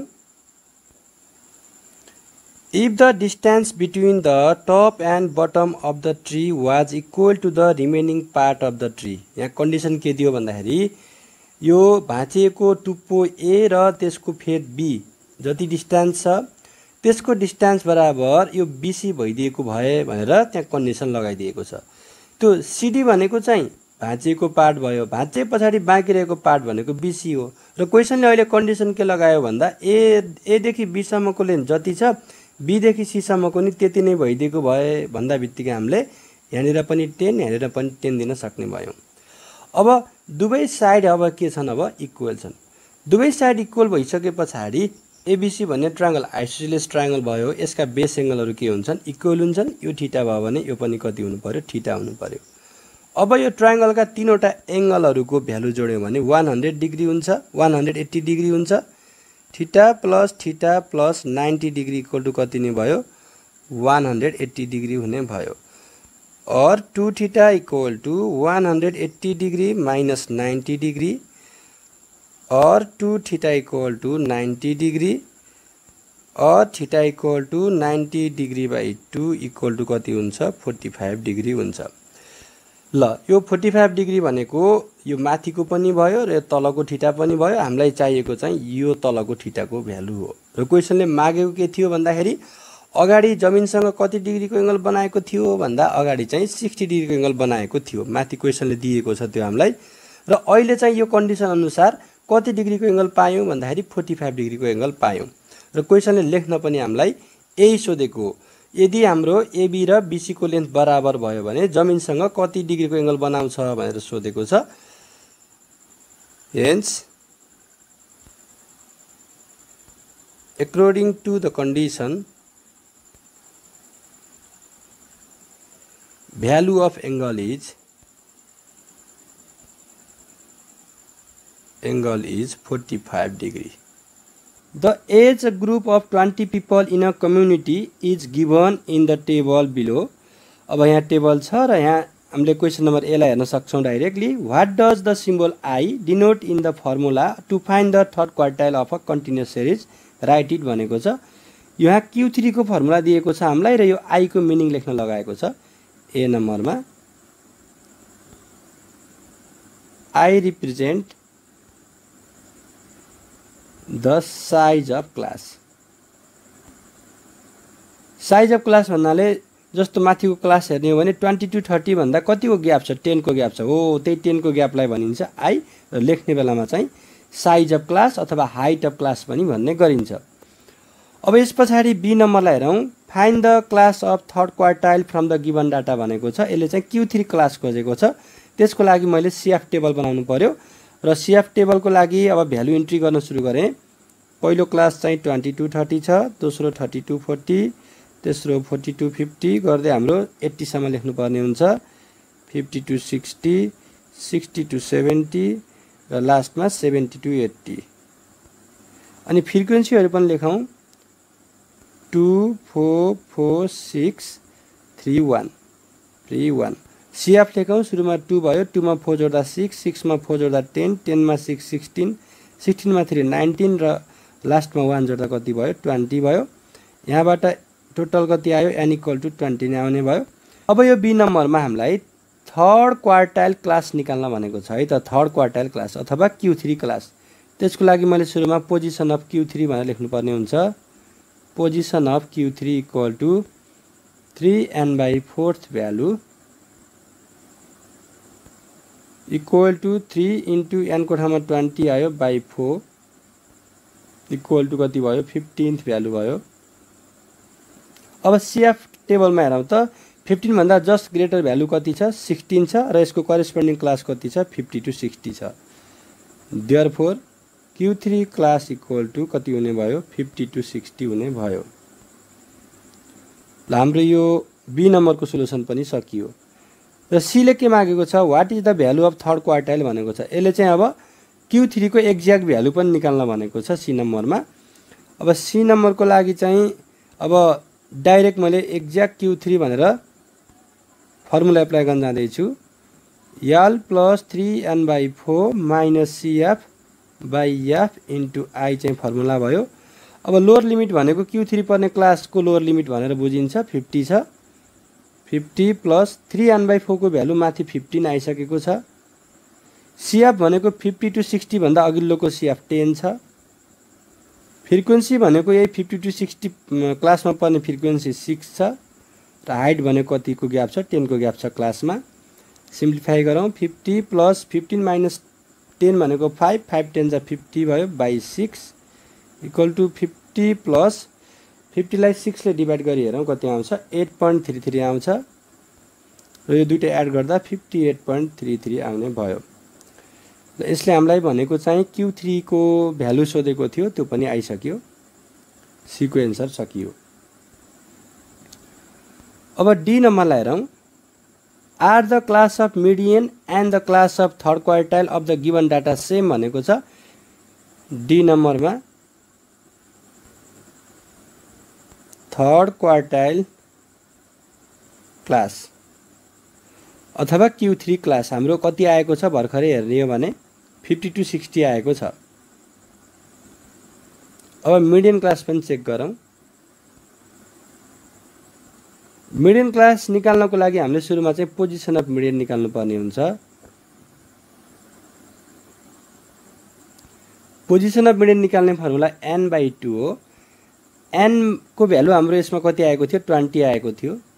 20/2 गर्दा कति आयो 10th भ्यालु आयो। अब हामीले यो 10 र CF मा पनि हेर्ने हो भने 10 त पाउँछौं। अब यहाँनिर भ्यालु सेम भए भन्दैमा हामीले अब 40 to 50 लेख्यौं भने हाम्रो क्वेशनको सोलुसन रङ हुन आउँछ। तसर्थ हामीले के ख्याल गर्नु पर्यो भन्दा अलवेज ग्रेटर हेर्नु पर्यो। अगाडि कति आएको थियो हाम्रो यहाँनिर 10 आएको थियो। 10 भन्दा जस्ट ग्रेटर भ्यालु हेर्यो भने 16 छ। 16 को करेस्पोन्डिङ क्लास कति छ 50 to 60 नै छ। यस Q3 class and median class are same.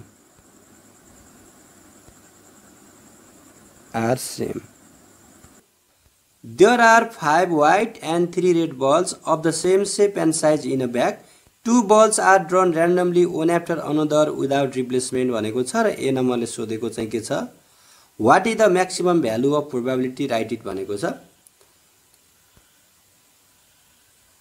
Maximum value भनेको चाहिँ जहिले पनि कति हुन्छ 1 हुन्छ र मिनिमम भनेको 0 हुन्छ प्रोबेबिलिटीमा। B number so the probability of all the possible outcomes in a tree diagram भनेको छ। Representation in a tree diagram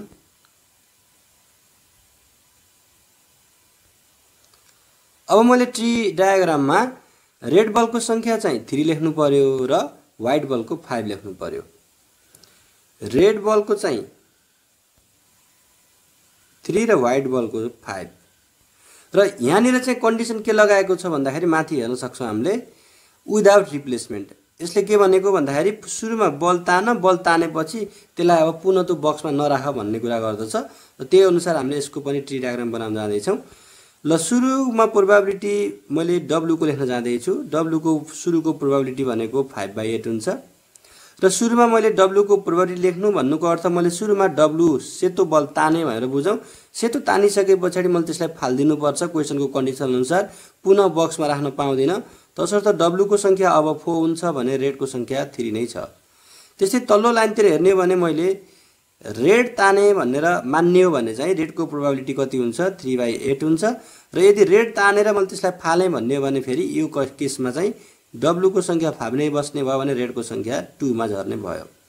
र दोस्रो प्रोबेबिलिटी हेरौँ त अब P2W इक्वल टु एन्सर कति हुने भयो 4/7 हुने भयो।